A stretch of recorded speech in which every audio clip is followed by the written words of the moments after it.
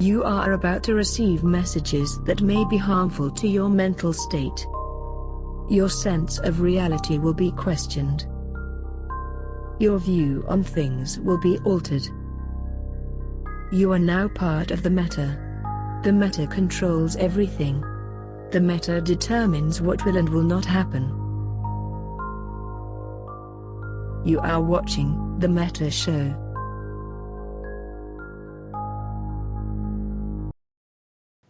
And we're live. Yes. Here we are. There's buttons, and I pressed them.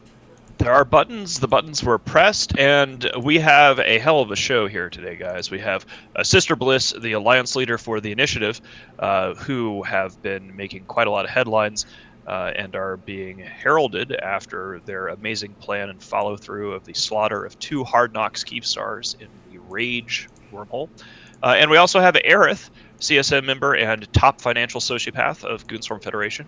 It is going to be a fascinating show, and I'm delighted to have everyone here today.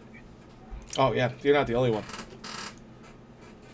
So, right away, we have our first guest, and that is Mr. Aerith. If you'd reintroduce yourself, let everyone know who you are. Say hi. Hi, it's Aerith. I'm on here a bit, but most people know me from CSM. You're going to know me from the MER analysis, and you're going to know me from a lot of the Grand episodes. And then we have our second guest, the leader of the initiative. Hello, Sister Bliss. Hey, Boat, how's it going? I'm good. How was your wormhole adventures? Yeah, it was a lot of fun. It was definitely interesting and new territory for many of us. It was a good blast for the week. We're just about wrapping up there now, so yeah, it's kind of tailored. One of the things that cropped up earlier today, and I was mentioning this on a fireside, also Elder Elgason and Baby Blue Hippo, thanks for the subs. Mapster Tacticus, wow, okay, here we go. Suddenly we're getting sub spam, which is fantastic. I just want to go ahead and give total credit for the entirety of the Rage invasion to the initiative on this one. They approached Goonswarm about the plan almost a month in advance. And I've noticed some people saying on Reddit, basically suggesting that Goonswarm was trying to take credit for any of these things. We did not come up with this. This was totally something that the initiative came up with. If you had suggested to me that the Imperium would be capable of invading and holding Rage, I would have laughed at it and gone back to doing something else. So really, this entire thing was conceived of entirely by the initiative, and credit to them. So to preface this, some of you guys watched during the week as we streamed the kill of the Keepstar. Rage is a wormhole with a bunch of numbers that was owned by Hard Knocks citizens. It had the first ever anchored Keepstar in the game. The Keepstar cost a little over $1 trillion to get up because they had to pay a good old $600 billion for the blueprint. And a lot of people in wormhole space cried and whined that it would never be knocked over. The sandcastle that was invincible, because every time someone from wormhole space tried to go in there, Hard Knocks would just call all its friends in wormhole space and then make it not happen. So this is the first time the unassailable has been assailed. Let's just start out with story time here. Bliss, can you just take us through why did you guys choose to do this? What went into the process? Can you just start from the beginning and tell us how this all came to? Yeah, sure. I mean, I think pretty much first of all, I pretty want to say, I mean, literally I had nothing to do with this really, so I don't want to be taking credit for all the work that the guys in the team did. So, but I can give a bit of history. I mean, I think some of the guys are going to be on some other shows tomorrow, I think Talking Stations as well, and they're going to give a bit of a retro on some things, but I can give a bit of a history from, obviously, my insight from being on the inside and what have you. But it's pretty much started out a year ago with one of our guys called River Navarin, who was just late at night and having a chat with Pando, and they were talking about one of our recent fights in, I think it was in 9-4 actually, where we were trying to kill the Horde Keepstar with our Raven concept. And I think those guys were just shooting the breeze about how they would love to actually pull that off, but how could they do that in a situation that wasn't super hardcore blob by super caps and what have you. And then I think the conversation just went on to, well, what about in a wormhole? What about if we try to hit the Hard Knocks Keepstar? And I think it was pretty much written off straight away as well. How the hell are we going to get in there? how did it ever happen, and so on and so forth. And I think that just that initial conversation between Pando and Riven, literally a year ago, is pretty much what started the ball rolling. And from there on in, the guys started hatching a plan. And I can give a bit more detail as we go, but that's where the origin started. I think that entire thing is fascinating because one of the watershed moments about this is not merely the fact that a couple of Keepstars got blown up, though that, any day where 2 Keepstars die over the course of a week, I suppose, is pretty significant news in this game. But this is, I think, the first time that at a coalition level, a null-sec block has intruded into serious wormhole space, right? A lot of null-sec entities have wormhole auxiliaries or SIGs or squads that get involved in wormholes, but not really. You don't really see a main force from null-sec at a block level invading wormhole territory. So the discourse around this entire situation was amazing. You saw an explosion of discussion throughout the community because there had always been this idea that wormhole players were just inherently better at playing EVE because of what they did in wormholes, and sort of an attitude, a shibboleth, I guess, that had been around for a long time was that anytime null-sec actually went into wormhole space that we would get slaughtered. And that was the exact opposite of what happened here. Was. Well, this is one of those things. It's a watershed moment in EVE because it's changing the meta. So imagine if you're the average wormhole guy this weekend. What are you doing right now? You're evacuating the bulk of your expensive stuff because you realize your shit can die actually pretty easy. It just requires a no blitzkrieg, which had never been done before, and it pulled off magically. If that hadn't transpired in that way, if you didn't have overwhelming force from the very beginning, this could have went very differently with everyone trying to rally. But now that you know you can get blitzkrieg, do you really want to risk your crap? So you're going to see like what little mini economies wormholers may have start to dissipate to some degree. Yeah, or even if they have an economy there, that's it. It'll just be economy. They won't store the expensive PvP things. They won't store 20 or 30 extra ships like this place was. We have a great image. I mean, Aerith pointed out perfectly that the guys that live in wormhole space will immediately panic and start evacuating. This image was created by a guy in Initiative of the 3 Laserhawks Keepstars. This is one of them, and you'll notice at the very bottom of the lettering, it says on anchoring, and this was right after the Keepstars died. So. That's a good segue, because I was curious about, the next obvious question is, how many other Keepstars are there active in W space? And is that Laserhawks, that was the rumor.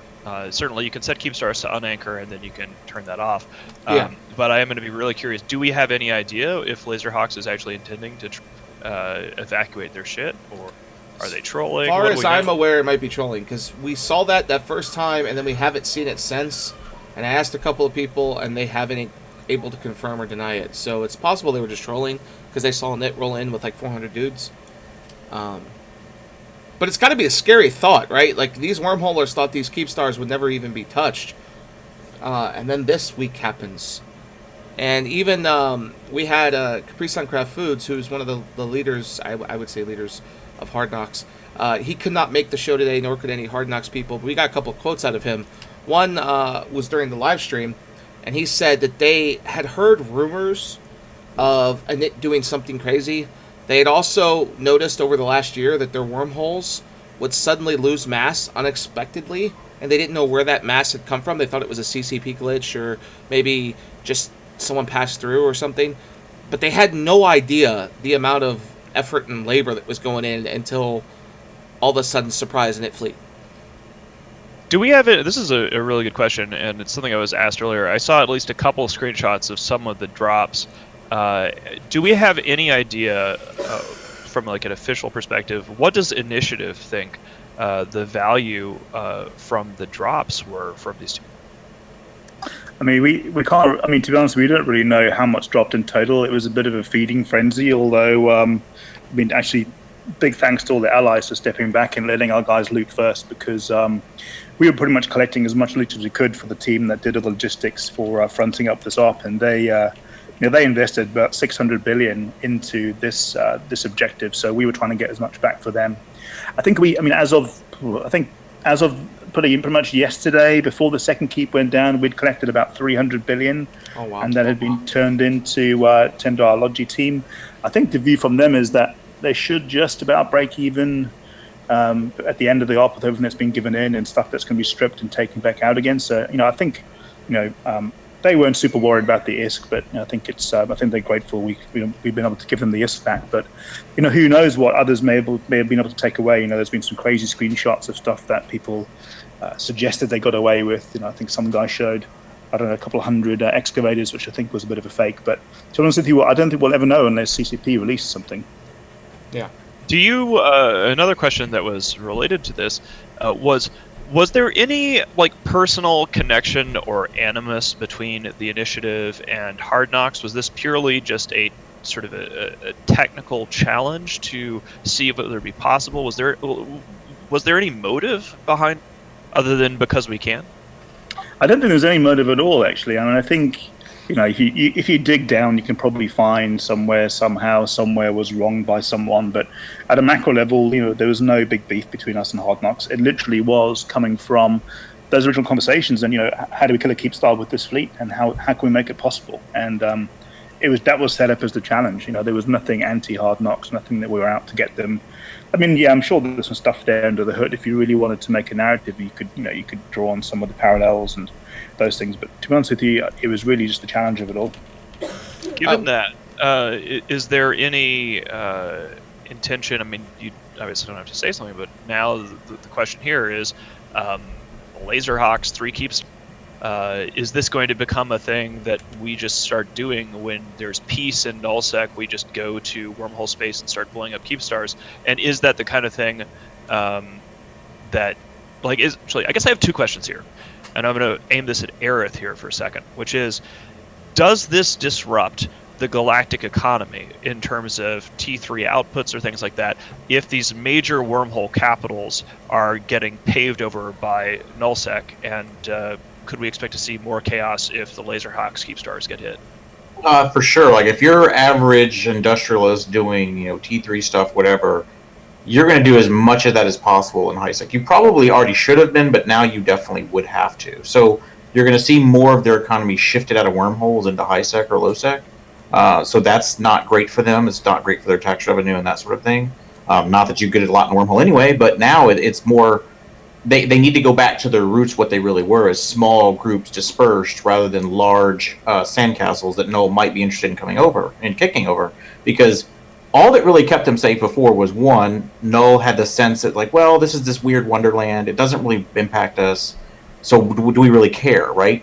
Well, now you have a meta where Null and wormholes are interacting more, where wormholers are trying to take Solve, Hard Knocks was, and trying to rent it. So it's oh, wait.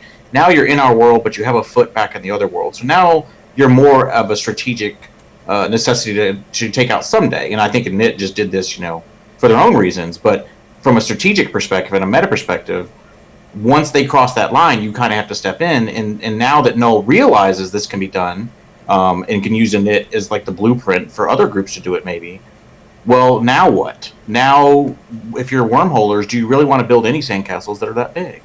Because we can come at any time. There's nothing stopping us other than wormhole mechanics, and now we know how to get in quickly. And then once you got 1,000 dudes in there, it doesn't really matter what the wormholers do. Here's a question. Oh, sorry, you go. But well, I got two. First one will be at Sister Bliss, because he promised us this number when he came to this show this week. I asked him on the day of the assault how many freighters went in, and he said, I can't give you an exact number. I will when it's over. So, Sister Bliss, how many freighters did you seed?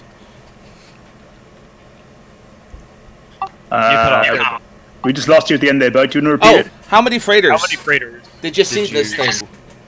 Yeah, we seeded 46 freighters over the course of a year.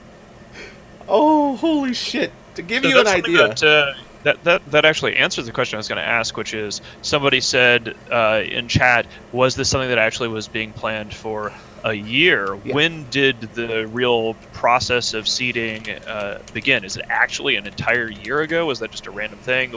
What?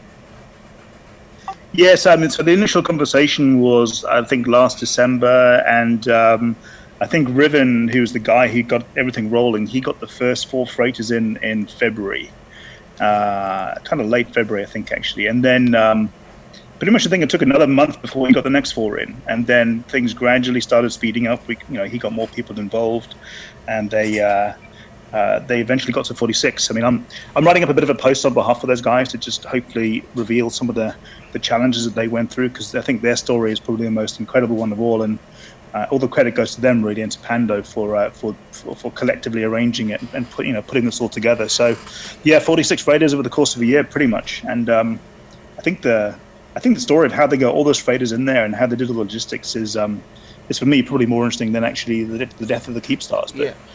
We'll get that story out pretty soon. I definitely agree, because here's the thing: you have to understand how this went on. 46 freighters are 46 accounts that had to be logged off since probably the start of February that could not be logged in. Where those accounts were located in Initiative had to be almost like a state secret, because if you look up where characters are logged off in space, you can see that as on a corporate director level. You can see where all your people are. So the fact that they were able to hide 46 freighters in a wormhole for almost a year without anyone having any idea, even an inkling outside of Initiative, on top of that, they were able to take freighters through wormhole space without anyone seeing those freighters go in. Those things are slow as hell.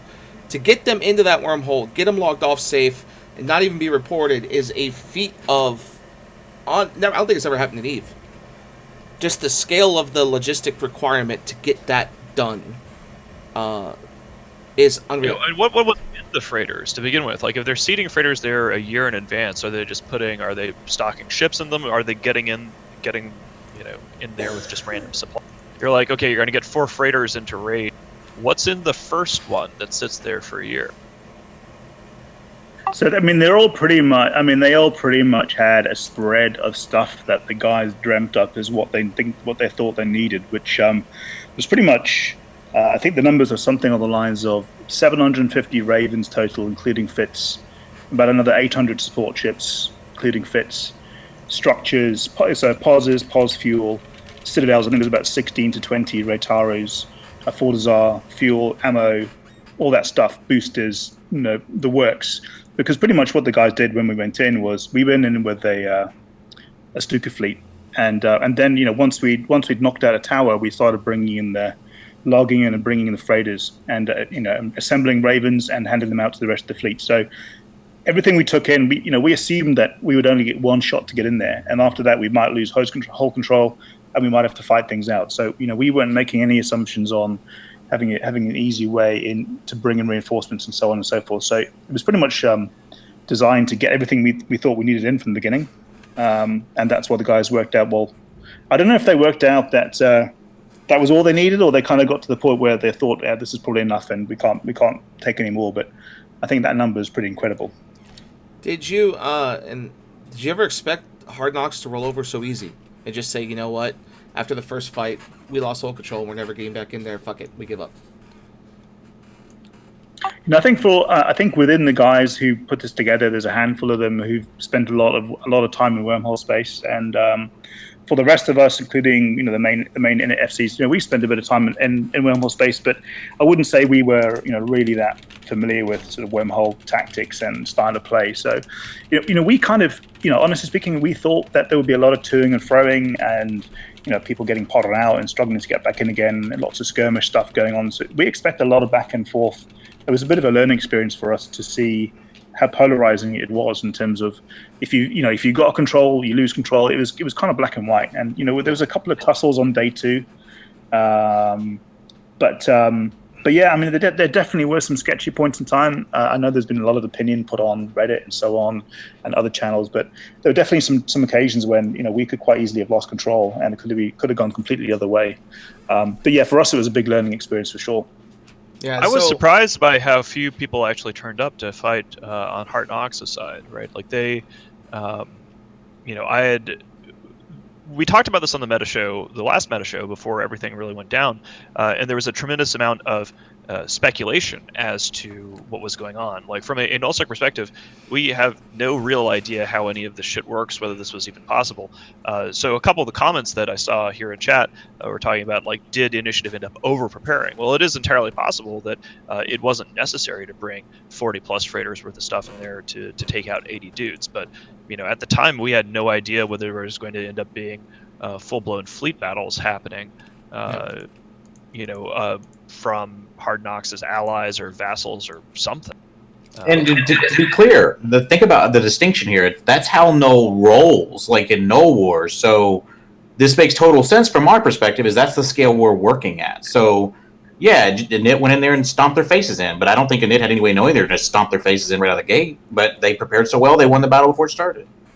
Here's the other thing. Sorry, go ahead. So I was going to say, one of the important things is we haven't killed a Keepstar before with Ravens. So when this all started, this was pre-killing, that NC Keepstar, wherever the hell it was, I can't remember now. This was over a year ago, where we'd only used this config. We'd used it successfully in Syndicate when we were being blobbed in Syndicate, and no one feels bad about that. Panda dreamt this up as an anti-blobbing, anti-cap, anti-super kind of really specialist config, and we tried to use it a couple of times in taking out Horde and Cloud Ring, and I think we lost pretty much most of those Raven fleets. So it was by no means a proven concept at that point. And I think, don't forget, we're going to take out 3 timers, and those Ravens are going to be DPS on the Keepstar the whole time. Yeah, we had some allies coming in, and by the way, I did want to thank all the Imperium fleets that came into support, and also Snuff. So please not forget the help that you guys gave to make this possible. But at the end of the day, 750 Ravens, it sounds a lot, but you've got to win 3 Keepstar timers, and those Raven fleets are pretty fragile. If you get them caught, if you make a mistake, that whole Raven fleet's dead, and you've got to reship. So, as I said, we weren't planning on being able to get another combat fleet in there. So 750 doesn't really it seems overkill now, but at the time, we didn't think it was necessarily overkill. Yeah, I mean, I think it's to get to some perspective real quick, for people who don't know wormholes, the Ravens being seated already on the inside are gigantic, because one wormhole, even the biggest ones, can only support about 30 to 35 Ravens going through it, and then that wormhole collapses.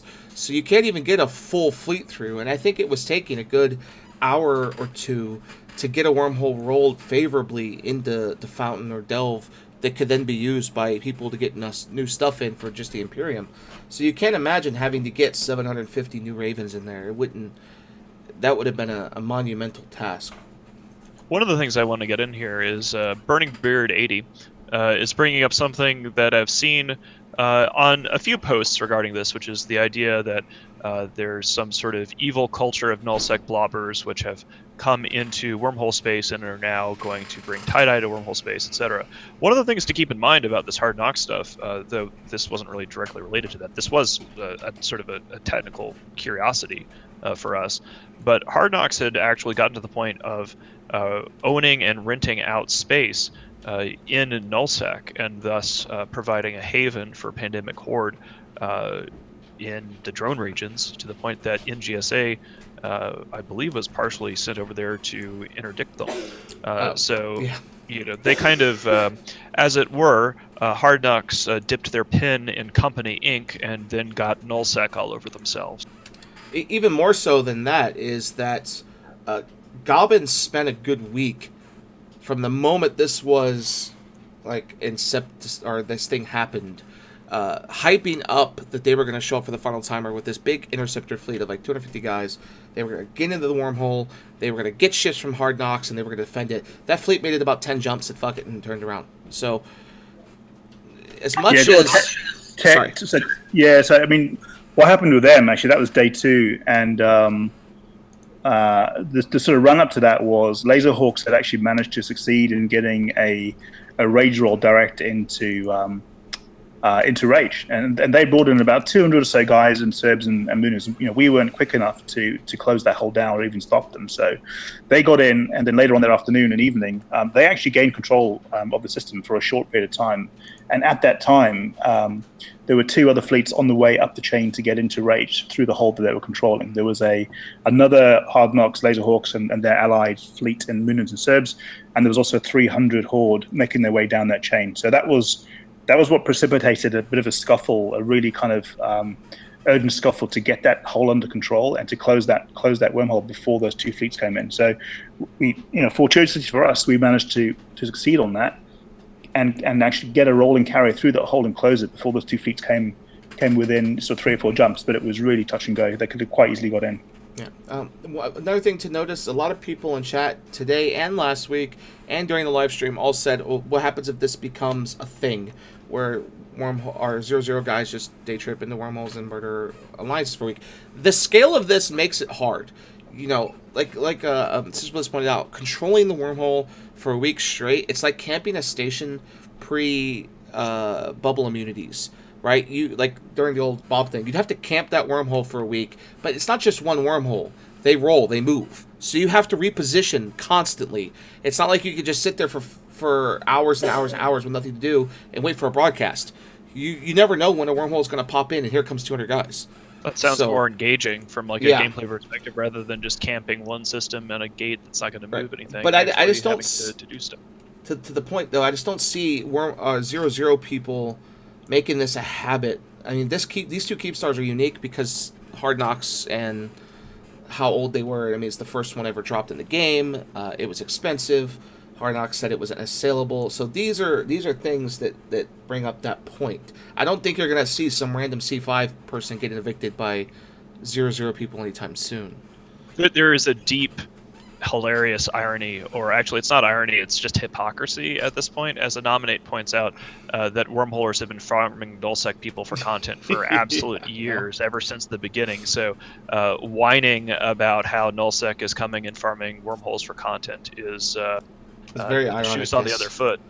Well, the weird part's going to be what happens if smaller Null-sec entities decide to go, get tons of cans dropped off, say a C3, C4, C5 guy, whatever.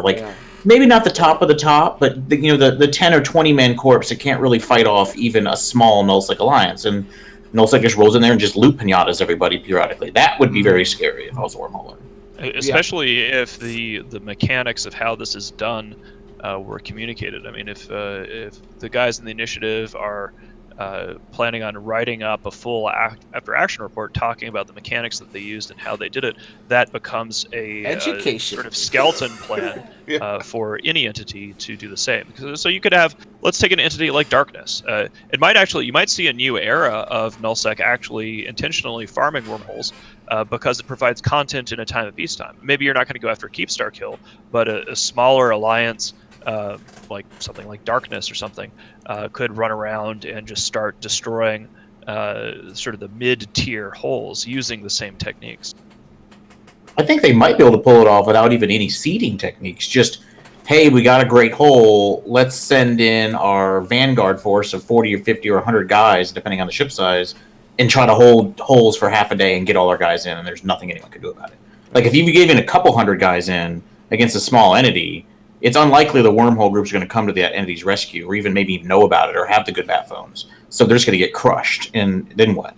Yeah, and this is another thing that's interesting, too, is if you look at Hard Knocks, Laserhawks, they were the top of the food chain in wormhole space regarded, and it looks like Hard Knocks, and now, of course, these are rumors and conjectures, and I have no idea if this is true or not, maybe folding down, leaving wormhole space, coming back into 0-0, and even joining, PL proper like they should, or who knows. Capri said that there are still a lot of people thinking on what the next step is for Hard Knocks, and you take out a Hard Knocks, now you've got Laserhawks, and then you take out a Laserhawks, and then it just kind of shrinks the amount of people willing to group together and fight in wormhole space, which is something Hard Knocks relied on for a long time.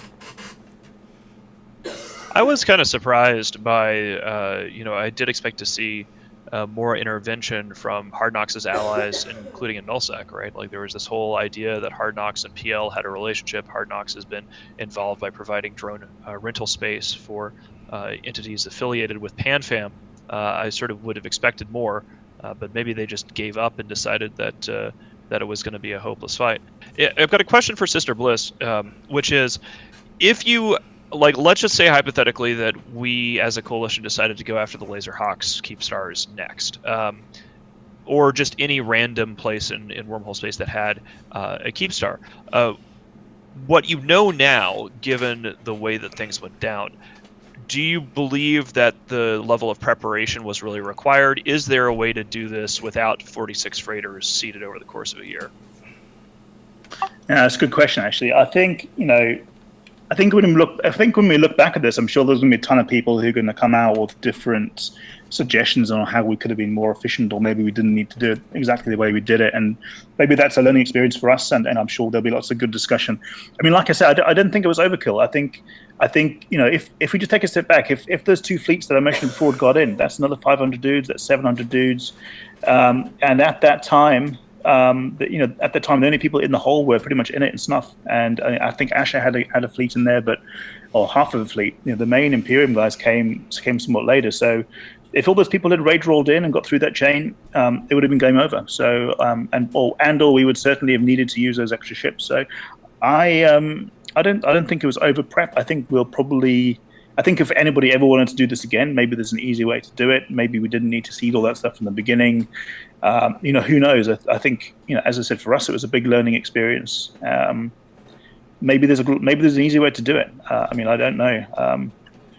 I think this boils down to the size of the entity you're going after. Like, you guys went after the king, the most entrenched enemy, the one that had the most wormhole bat phones, so you needed overwhelming force. And I think your preparation is perfectly appropriate for Hard Knocks. I don't think you went overkill at all. But if, let's say, someone was targeting, a smaller entity than Hard Knocks, that just had a Fortizar or maybe one keep, and they weren't as large, they weren't as developed, they didn't have as many friends, I think you could get away with a lot less. But I think what Anit did was perfect. Yeah, one of the things that people don't seem to get about a Null-sec player, I mean, actually, this is just something that involves all EVE players, is people like to get on expensive kill mails. They want to be there to kill a Titan. They want to be there to kill a Keep Star. So if you open up a hole, even temporarily, and you go, hey, we've actually got access to this, like with the Laserhawk thing, so that's like 3 Keep Stars now. Hard Knocks was 2. A lot of people will drop what they're doing for the opportunity to horror on multiple Keep Star kills. And so I think that's why you saw when this project was first announced, I was like, okay, sure, well, it's wormhole space. We have no idea how any of this shit works. It's probably, who knows, maybe it'll blow up in our faces. Cool. But as soon as Initiative did their thing and got in there, you saw interest level from everybody else going, oh, this is possible. And then just tons of dudes from the Imperium and Snuff piled on in because, fuck it, 2 Keep Star kills. Why not, right? This is bigger than Keep Star kills. Okay, we're thinking, okay, 2 Keep Star kills, 3 Keep Star kills, whatever. No, this is bigger than that. It's the opportunity of a loot pinata on the scale of which EVE does not normally see. And here's what I mean by that. The loot pinatas in wormhole space, there is no asset safety. So when this Keep Star went kaboom, thousands and even approaching tens of thousands of cans appeared over a 16-hour period that could be looted, that could have potentially an AT ship, potentially 100 billion in loot modules and ships and fittings. And the question is not, okay, let's go kill a Keep Star because it's been done in 0-0, right? It's the opportunity that maybe one of these wormhole groups that play in the AT, a guy left 5 AT ships in a can. And when that Keep Star goes boom, who's going to find them? And that's where I think a lot of the draw came with these 2 Keep Stars was, hey, does Hard Knocks have all those really expensive things that they like to show off? There was a couple of faction dreads they had hidden at one of those Keep Stars just a couple weeks ago. Was it going to still be there? So that 100 billion-ish question for some random guy that comes across the loot can and goes, fuck yeah, there's my payout. It's like hitting the lottery, I was going to say, this is the first new PvP content there's been in EVE, like a truly new experience for players in, years? So really since Citadels? Everyone was going to come for this. I want to segue onto another topic, which sort of dovetails into the destruction wormhole space. But this is something that we have Aerith on here for. And for everybody else, we do typically take questions and answers when we go into Cool Kids mode at the 45-minute mark. We go to subscribers only. And if you have further questions regarding what happened in Rage or comments, we will get to those when we go into Cool Kids Only mode. But for now, I'm going to segue into the release of the newest monthly economic report, and we have nobody better qualified to speak on the topic than Aerith. What happened? What is the news from this latest monthly economic report? What are we seeing? What's changing around the game? I'll start with us. With regards to us, you're kind of seeing us what I refer to as bouncing off the rev limiter to some degree.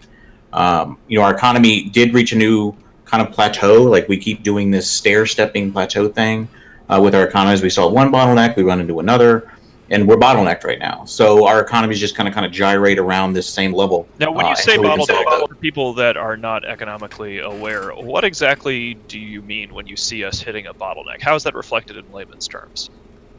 So there's certain materials, like I'll use the production chain, for example. That's a large component of our economy. A while back, we bottlenecked on trit. We did not have enough titanium. We were not able to source as much as we need to in a short period of time. This is where war and our miners were away, right? We had a shortage. Our mineral prices spiked. It had huge impacts on our economy. Well, now we are bottlenecking on the low-end reactions where we don't have enough people doing those low-end reactions, so we can't actually feed ship production, which means we don't get as much revenue from taxation through our market and all the various tiers that a ship would go through as it versus that market, whether it's raw materials or moon goo or components or whatever, right? So each time we run into these bottlenecks, we got to go solve it in some way. And then we start growing again, and we'll grow to a new point, and then we'll hit another one, and we have to solve that one. And we've been in this cycle now for about 18 months. I actually expected us to be done kind of with this bottleneck seesaw probably 6 months ago. So this is actually taking significantly longer and is significantly more difficult than I originally anticipated. It's interesting. Question I have is, while we've hit this plateau and bottleneck, where does that put us with the rest of the game? Are we still is that plateau still the top of the mountain? And even if it plateaus for a while, do we still stay at the top for a while? Or does the rest of the game really have a chance to catch up? No, so for reference, we're entering phase 6 of it's my long-term economic plan. I've discussed it before years ago. I've, released some steps of it. I think first 5, I think I posted publicly. But no, we're at 6. The other null-sec blocks are at 1, maybe 2 for test, but really at 1. Which means that, we're still extending our lead in front of everyone. It's just we're not growing the way I thought we would grow or the way I hoped we would grow. Okay, so what are we seeing in the rest of the game? So you talked about what's happened with us hitting a bottleneck. What's going on in the economy for the rest of the game? Well, obviously Horde is just, they're going to be stupidly broke soon. I think they basically already are. If you kind of go by their SRP and all the gimmick programs they have to run to try to limit SRP and for people not to submit it and things like that, it's pretty shameful. So that means the meta is not likely to change anytime soon because you don't have anyone outside of us and Test that have, I don't want to say infinite funds, but enough funds that it's not relevant to them compared to the other entities that they may fight, right? So, an NC going up against us cannot win because we don't care. We're going to throw 2 or 3 away to Titans to 1, and they can't even go 1-to-1 with us, right? So that's the meta reality right now, and that's not likely to change for the next year at this point. Yeah. Okay. And to add to that, if you look at the monthly economic report, on this particular report, I think you have to go into the raw data, which is the zip file, to actually see all of the reports. They didn't put all the pictures up this time, if I remember correctly. Maybe it was the month before that. Oh, he did. I think I had him fix it.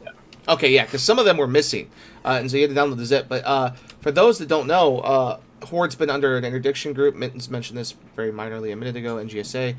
They're down to their rental space, the place that's supposed to be making them all this money. It's an entire region of unassailable space. Has had no activity in the last month and a half, and it's so bad that structures are anchoring. You're seeing there was a great kill mail of a Sotio dying in Caval Expanse to 2 Zebra Corp super carriers who were able to get that done unattested, like no contest. Like, no one even saw them there because all it was in local were goons. So you're having situations like that where, in the case of Horde, where are they going to get their income? They lost their high-sec income. They lost their rental income. They're having to rent space in Cobalt Edge to survive with their elite group. So, whew. Yeah, I mean, think about it. It's a full-pronged economic attack and military attack. Well, not really totally military right now, but, they lost their main income, which was the high-sec. They lost all of their control of their space to protect their people, their miners, their redders, whatever. They lost kind of their extended space, so cloaky camping is having devastating impacts. They're losing structures. They can't even protect Sotoyo's and Geminate or whatever. So, and that's in space violence is just kind of running roughshod and Roach Motel the whole region. So even if we left tomorrow, they're going to have to spend weeks cleaning crap up probably. So, and that's one SIG, and then you have Test doing work too. I mean, they're in there slugging. Yeah. You have a knit rolling through now and then. I mean, they're not even under serious pressure yet, and they're already essentially just sitting there taking it like a beaten housewife.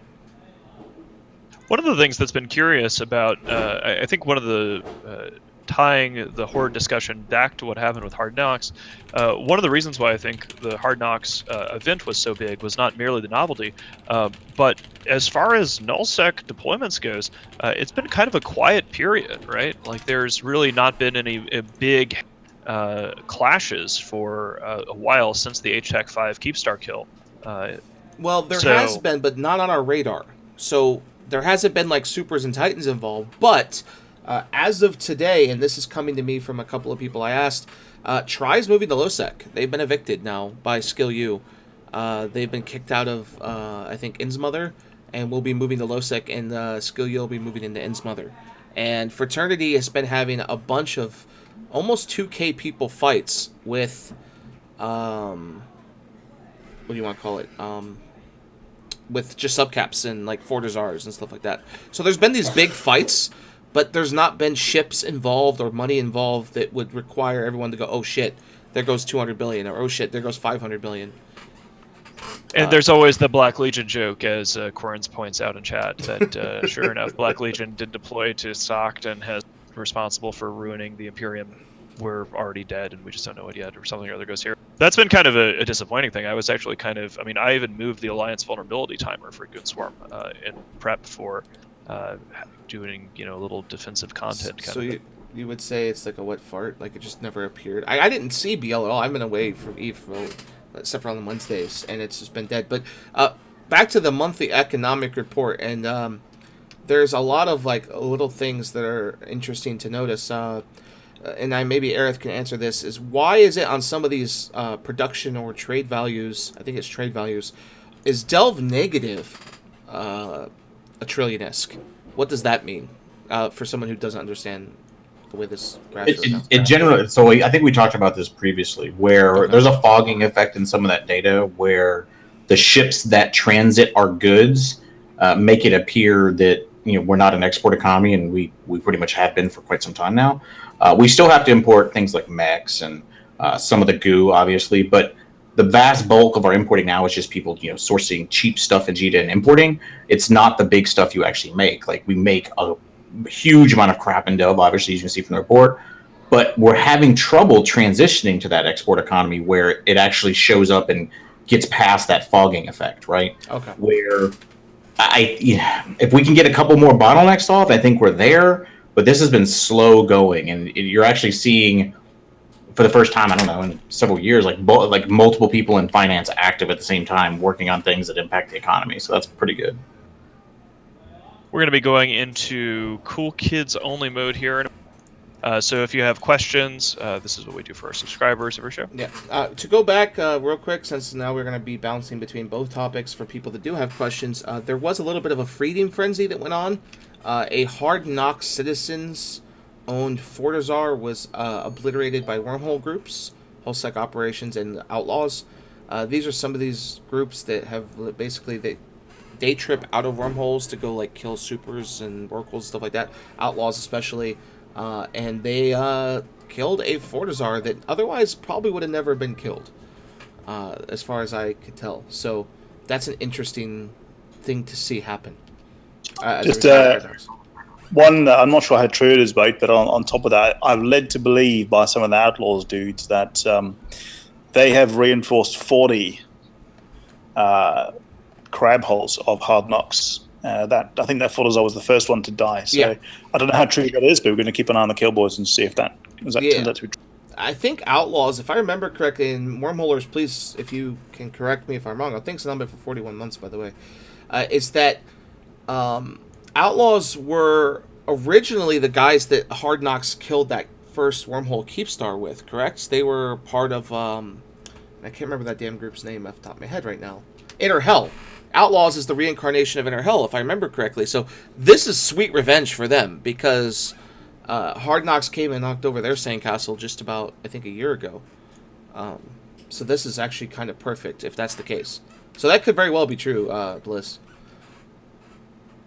I think you're going to see a total purge. Like, one of those things is that for so long, people have, in Wormhole space, seen Hard Knocks as being untouchable. And so this is whatever happens when you see the big dog get taken off of the top position. There's just going to be blood in the water. I'm going to mix some more metaphors here just to make this like extra weird. Maybe I'll toss in a comment about twisting the knife. But you are going to see everybody who has ever had a thing against Hard Knocks is going to be coming after them with whatever they can.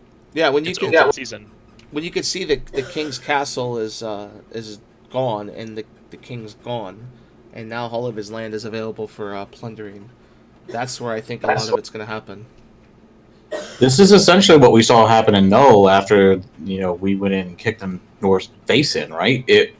NC had been the consolidating power for a long time. You kind of listen to them, and then once there was division kind of in the ranks, all of a sudden there was infighting, and we just sat back and let the enemies blow each other up, and that's exactly what it's done with the Wormholers. They're just all Lord of the Flies now, and then there'll be a new king probably that rises in 6 months.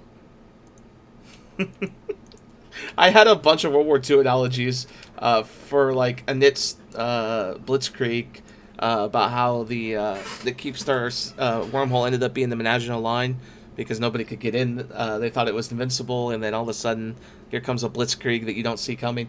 Another thing I have to say, and you commented about the skeleton blueprint of this happening. I see this happening, but on a much faster timetable now. A group takes 10 freighters, organizes 4 or 5 wormholes, gets those 10 freighters in, and then controls the wormhole for a day to get those freighters in. And then at an unknown time later, maybe a week, maybe 2 weeks, when the people defending the place aren't paying attention, they storm the castle, and boom, that wormhole's going to get killed in a week. So I could see the timetable moving up a lot faster with smaller entities that maybe could not stop 10 freighters coming in,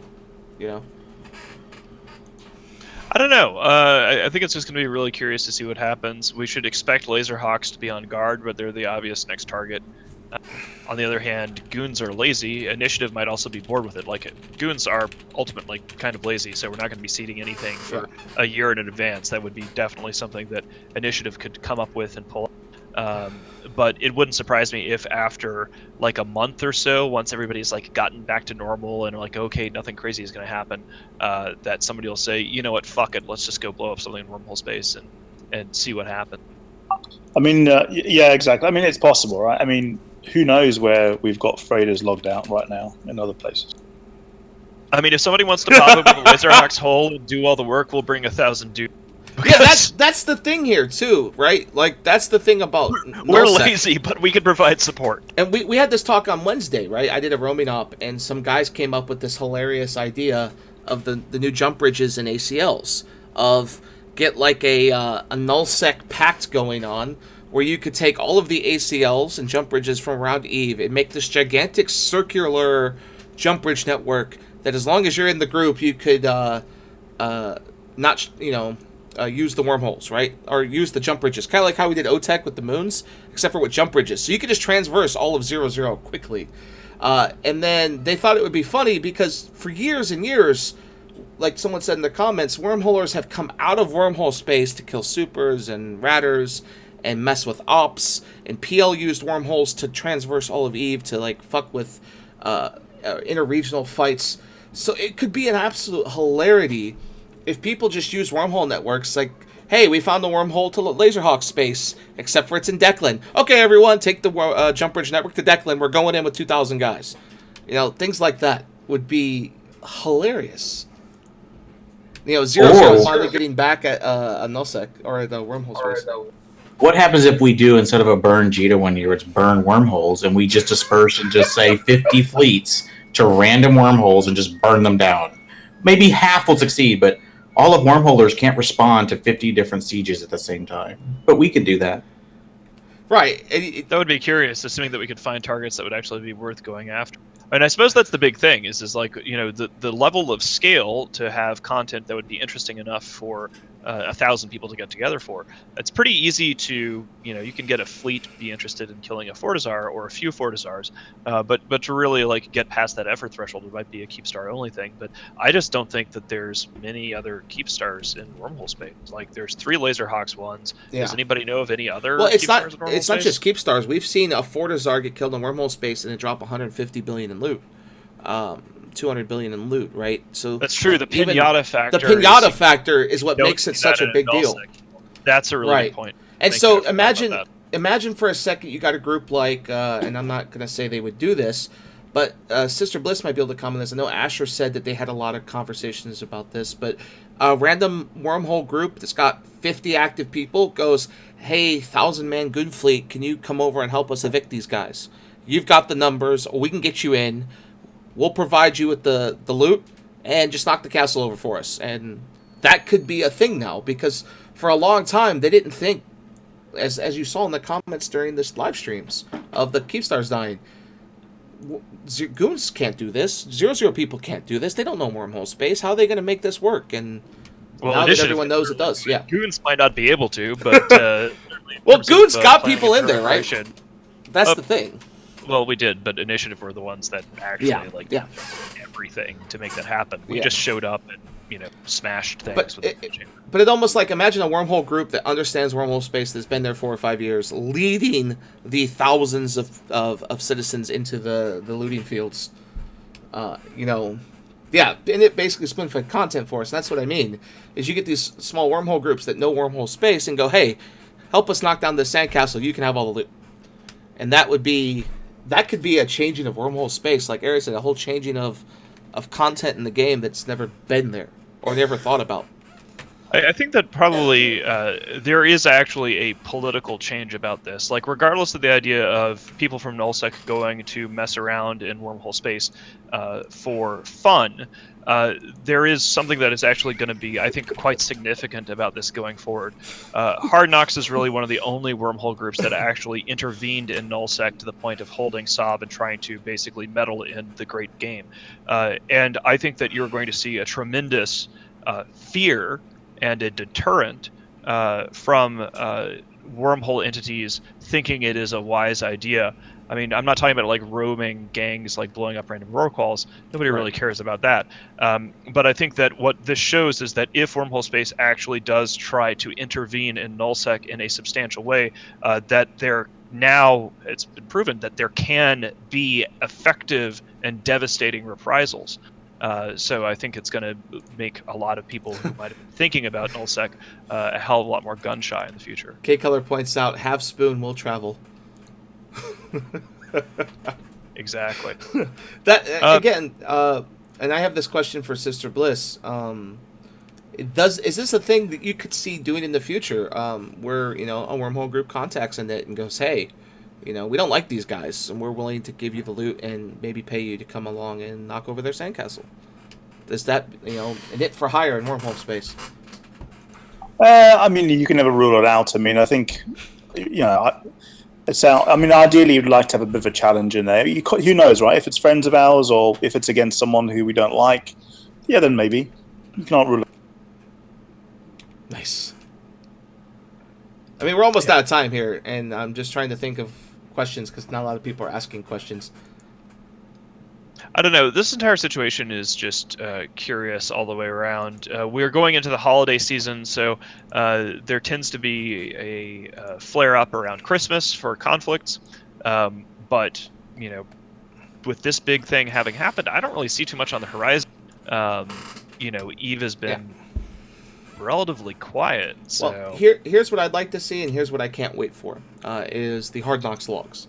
When alliances take a stumble like this, there's always somebody in a directorate position on the inside, or even someone that's been a spy for a very, very long time that comes along and drops the bombs, right? Drops what he knows, drops what he's seen, and you get the juicy inner workings of a group that was seen as invincible, right? This happens with almost every alliance that dies, is you'll finally get like a dumping of information.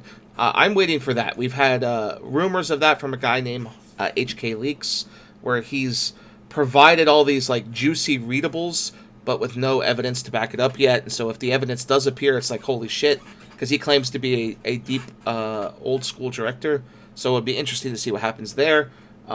Things like that. But another thing I want to get to real quick, because we're almost out of time. There was a video posted 5 days ago, and it is probably one of the best videos put out there on Reddit this year for as far as EVE goes. And it's called "Do Not Go Gentle into That EVE Online," and it's really well done. Piece of like keep stars blowing up and ships flying and battles, and it's played to the song "Do Not Go Gentle into That Good Night," and it's really well done. It's about 3 minutes of time, so I'm not going to play it here. But if you want to watch it, I recommend it. we got a question here from Zalman, which says, what do you think of the statements from people that say that events like this are killing EVE? One of the things, and so I'll just riff on this. I mean, obviously, I think that's stupid as hell. But one of the things that's curious about a big event in EVE Online is it almost doesn't matter what event it is. People complain about a lack of content, and that there's a big set-piece battle that captures the eyes of the game, thousands of people get involved, maybe the media gets involved, and everybody's talking about EVE Online. And inevitably, it doesn't matter what it is, be it HTAC 5 Keepstar, us going against the North, the treaty with Guardians of the Galaxy, every major thing that happens in EVE Online, you then have a segment of people who seem to sort of exist to be this continual peanut gallery. And what's fascinating, it doesn't matter what the event is. Every single big piece of news, these people pop up and say, oh my god, this is killing EVE. As if a game that has no big events would survive? It would make sense if there was some consistency of, oh, this one thing is going to kill EVE, or this other thing is going to kill EVE. But pretty much any time large groups of people get together and do something that's high profile, afterwards, some person pops up and claims that this is totally killing EVE.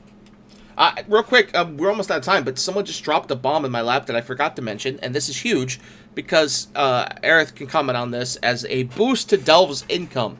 CCP has, and I want to thank Bugstown for this. He's one of the guys that PMs me about things like this.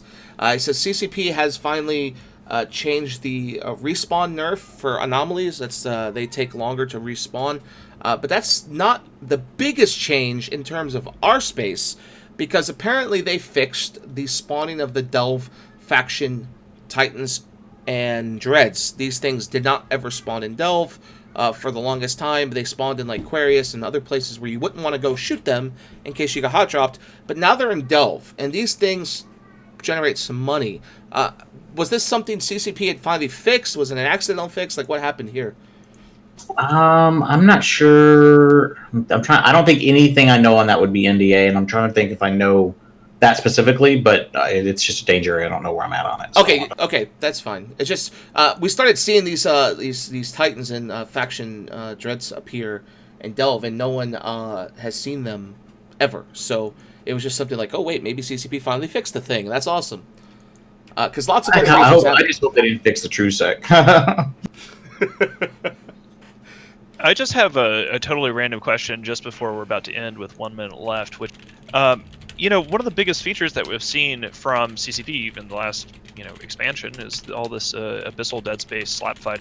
Has that amounted to much of anything? Are people still all about that? Because I really haven't heard too much, but I just wanted to throw that out there. Repeat that again. Which abyssal dead space slap fighting? People. No, I mean I've been following that actually closely because I'm really interested in the death numbers and the destruction numbers.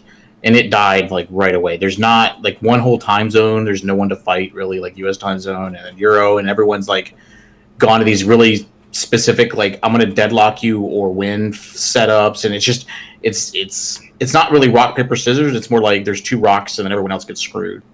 That's interesting. So you can see, I guess that makes sense. You can see from the loss mails that are generated how much player activity is being used in that feature. Is that you can like sort on a kill board to find out? Yeah. So you can on Zkill you can actually look at the region links. There's like 5 region links you can just watch, and it shows you all the kills in there. And then you can look at the ones that aren't just an NPC. It's another player involved, and it was I think it was really good like the first couple of days, and now it's just kind of died off again. It took 2 to 3 weeks for the PvE deaths to die off after the feature, so this has died off significantly faster than the PvE did. What happens, and this is a mechanical question that I'm completely unaware of, what happens if, let's say that I want to do the feature now that everybody else has stopped doing it, and I'm like, I'm going to go into an Abyssal Dead Space side, and I'm gonna do some PvP, and I do it in the wrong region and the wrong, and nobody is around. What happens to you? Like, do you go into a queue? Like, mechanically, what happens if I try? Yeah, it doesn't matter. Yeah, it doesn't really matter where you are in null space or wherever. That doesn't matter. All the abyssal space is linked, so you'll get paired up with somebody. The problem will be is there's not necessarily somebody running at the same moment you are, and so you're not synced up on time, or there's just no one to queue you with. So, and then you go through this gate, and you have I think 15 or 20. I forget how long it is, but you basically win or you die, and you saw a spike. There was lots of contention. Then you started seeing like the Pacifistars or the curses start dominating, or the Deimos, and then it just died. Like it feels like there's 1 or 2 badasses per time zone that are either going to kill or deadlock you, and they will dominate, and everyone else just ignores the feature. And what happens if I queue up? But I mean, I guess what I'm trying to get an answer on is if I queue up and at the moment nobody else is queued up, am I just sitting there twiddling before you go into it, or like how does that? Is there a matchmaking thing? I haven't done it, so I literally I'm asking. Yeah, it's basically like you get queued to go in with them, but you're gonna have to leave at some point. Like you got to get out because there's no one to play with. Like what are you gonna do? Are you gonna give up your income per hour, hoping that someone comes in and PvPs with you for like a little bit extra loot, and maybe their hull drops? Or are you going to move on to your next PvE experience and make more money? And everyone just says, fuck it, I'm going to grind out my mutagens. Yeah, it just feels like, and this feels like something that PA does with other games where they set up these battlegrounds to go in and do it, but if you don't have enough people constantly doing the battleground, you end up getting no rewards and nothing out of it, and then it gets further and further away from doing it until it eventually dies out. This happened in BDO, where only time anyone ever does the PvP, like what they call Red Battlefield, is if your entire group does it and you just fight each other. Okay, I got one final question here that I want to get not from myself, but from 0x7f here. With the recent change to anomaly timing, does Aerith think that this change causes other entities to be farther behind goons or closer in terms of raw ISK growth? I told CCP this the moment I know is this was a goon buff. This increases the disparity between us. Why? Because we are not limited we have a lot more natural true sec and density than everyone else, and space to spread out into. Whereas, like, if you're a renter, you're constrained to like the systems you're renting, which means that this heavily impacts you. Like, if you're a botting renter, like botters get fucked by this because they're typically not in these, centralized good true sec constellations like we have. So our people have a lot more to choose from, so the net impact overall for us is far less than it would be for some alliance holding a constellation or two. Like it's a much bigger impact for people that don't have a lot of really good TrueSec systems, and we have a ton of them. This feels like an area you could comment on this. We're out of time here, and this will be, I think, one of the last topics is it feels like with the way goons are structured, we can go anywhere we want. I can rat a little bit of Fountain, I can rat in all of Delve, most of Aquarius. We're allowed to do whatever, and the groups like Pandemic Horde are limited even in their own region. And so is that something that can really affect growth with the changes? Is the more they try to like slow down ratting and mining, I guess. Well, it's a huge nerf to like the worst true sec systems in Null, like the catch regions. Those regions now become a wasteland where even one ratter is not really supported in a system anymore. It's pretty. All right, you cut off there for a second, Earth. Oh, sorry. I was saying this is a major net nerf to like say the systems near a low sec or the catch regions of the world because their true sec's not good enough, and so faster spawning was really all they had to be somewhat decent before, and now if they don't have that even with upgrades, then there's no point in even having some of those systems. Luckily, we don't have really any of those. Maybe a little bit in the middle of Delve, but we don't use those for those reasons for Ice. So, but anyone that is not us, or maybe 2 or 3 regions in Eve, just got a pretty big nerf. Yeah, there any region that has the true sec that's really good, like Venal, for example, has really good true sec, because it's tied to NPC space. This change, according to the guy that just messaged me, benefits those regions, but not a lot of people live in Venal, and Delve, well, it's Delve, so... All right, well, I'm going to go ahead and call it. Thanks for staying with us for an Yep. extra 6 minutes, guys. I just had a couple extra questions I wanted to get. So once again, thank you to our guests, to Aerith and to Sister Bliss for deigning to grace us with their presence. Congratulations yet again to the initiative for conceiving of and executing the murder of 2 Hard Knocks Keep Stars. High fives all around. And we will see you next week. I'm actually going to be traveling next week, so I'm not sure about my availability. We'll see how things are over the holidays. So we'll know more next week. Yeah, we'll figure it out. But yeah, thanks a lot, guys, for coming. Yeah, thanks, guys. And see you next time. We will see you next time.